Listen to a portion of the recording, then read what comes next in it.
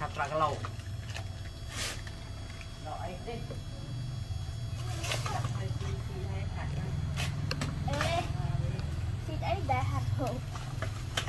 mình cho đó mình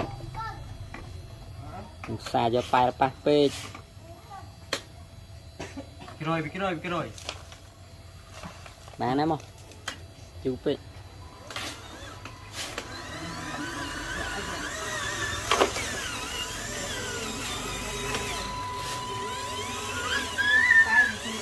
chân cho hai chân kèn bay lại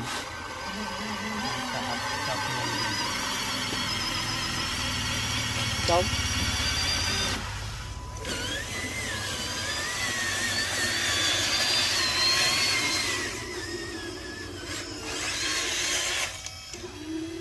mùi mùi mình ăn thọt thôi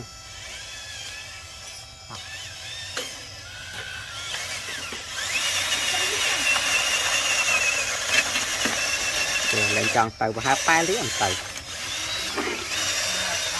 trâu quyền